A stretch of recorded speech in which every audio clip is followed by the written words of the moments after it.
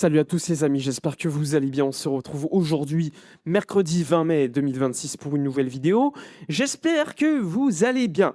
Les amis, dans cette vidéo, on va parler un petit peu de fair play financier avec des nouveautés, puisque hier, la Liga s'est réunie pour une session avec des journalistes et on fait le point sur la situation économique de certains clubs de Liga, mais également de Segunda División. Donc on va revenir parce qu'il y a de l'information sur le Barça. On va aussi parler un petit peu de Mercato, de toute l'actualité du jour. Donc n'hésitez pas, dans l'espace commentaire, à mettre un petit like, à vous abonner, à booster la vidéo comme d'habitude. Et si vous le voulez, rejoindre également ma chaîne Twitch, parce que de temps en temps, on fait des petits lives. On fait des petits lives pour discuter un petit peu du Barça, du Mercato, parler un petit peu d'informations. N'hésitez pas non plus, si vous le voulez, et me soutenir encore plus sur YouTube, il y a un petit bouton rejoindre sous la vidéo. Et là, vous pouvez me soutenir encore plus et ça me ferait hyper plaisir. Bon les amis, on y va, on débute. Comme je vous l'ai dit, on va parler un petit peu de fair play financier. Pourquoi? Hier, dans l'après-midi, la Liga s'est réunie donc avec des journalistes, que ce soit des journalistes de tous bords, des journalistes de Madrid, de Barcelone, de Bilbao, un petit peu partout pour une session d'information avec des journalistes. Donc la Liga a expliqué comment fonctionnait le fair play financier. Et si vous me suivez depuis longtemps, vous savez déjà comment ça fonctionne. Donc pas besoin d'avoir cette explication beaucoup plus dans le détail. Je vous renvoie à des vidéos que j'ai pu faire. Mais ce qui était intéressant, c'est qu'il y avait Javier Gómez. Javier Gómez, c'est le CEO de la Liga. On connaît tous Tebas. Tebas, c'est le président de la Liga, mais c'est pas lui le cerveau du fair play financier. Le cerveau du fair play financier espagnol, c'est Javier Gómez. C'est lui qui l'a inventé. C'est lui qui, chaque année, avec les clubs, lors des assemblées générales, propose des modifications, des améliorations ou pas, et ensuite c'est voté en assemblée générale. Alors hier, c'est lui qui s'est exprimé. Il a été interviewé par des journalistes à la radio, mais c'est lui qui a également tenu cette fameuse réunion informative. Il a expliqué que 10 clubs de première et seconde division espagnole étaient aujourd'hui dans une situation où leur limite salariale serait inférieure à leur masse salariale, c'est-à-dire qu'ils seraient limités pour recruter. Parmi les 10 clubs, il n'a pas voulu donner de nom, mais il a expliqué que ces clubs-là, c'était des clubs qui allaient descendre en deuxième division, donc il parle des 3 clubs qui vont descendre. Il parle aussi de clubs qui étaient en Ligue des Champions, mais qui ne le seront pas l'année prochaine. On parle probablement de l'Athletic Club. Et ensuite, il a dit qu'il y a des clubs aussi qui, grâce à leur vente au niveau des mercatos des transferts, leur permettaient d'avoir une limite salariale plus élevée, mais ils ne l'ont pas fait cette année. Donc là, à voir quel club il évoque. Mais en tout cas, le Barça ne semble pas visé parmi ces clubs évoqués. Pourquoi?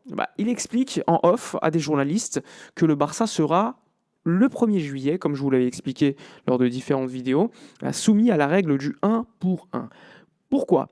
Tout simplement parce que la limite salariale, comme vous le savez, elle se base sur les résultats de l'exercice actuel, donc 2025-2026, mais également sur le budget de la saison prochaine.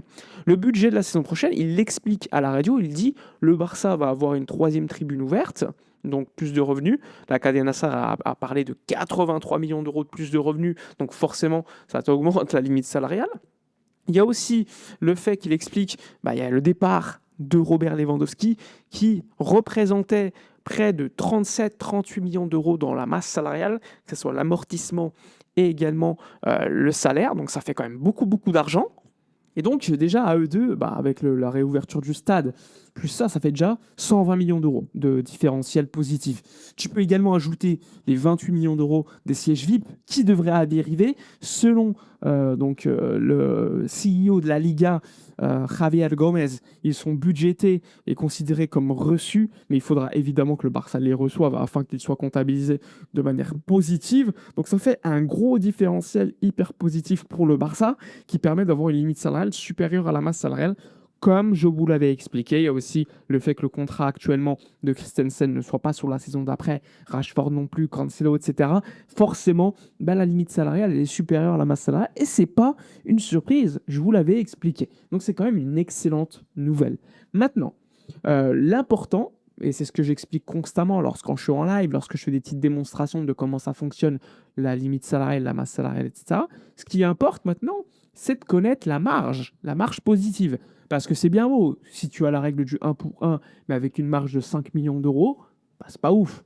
Mais si tu as une marge de 30-40 millions d'euros, là déjà on peut parler. Là, tu as un mercato intéressant. Si tu fais des petits départs, des Ansu Fati, des Casado ou d'autres joueurs, tu vas agrandir cette marge. Et c'est là que rentre en jeu le travail de déco qui va avoir pour travail tout au long de l'été d'avoir une limite salariale supérieure à la masse salariale, mais surtout en pouvant recruter avec des départs, des arrivées, mais au moins lorsque tu pourras recruter, parce que je le rappelle, la règle du 1 pour 1, c'est simple. Lorsque tu économises ou reçois 1 € que tu gagnes par un transfert, etc., bah, tu peux le réinvestir. Alors qu'avant, quand tu n'étais pas soumis à la règle du 1 pour 1 € que tu économisais ou que tu gagnais, tu pouvais dépenser environ 20 centimes ou 40 centimes selon les situations. Voilà, c'est pour vous dire que c'était pas la même situation, c'était beaucoup plus compliqué. Et donc là, on va arriver en été, 1er juillet, avec un mercato positif, une règle du 1 pour 1 qui va s'appliquer. Maintenant, encore une fois, c'est pas définitif, c'est pas officiel, le Barça ne fera pas de communiqué.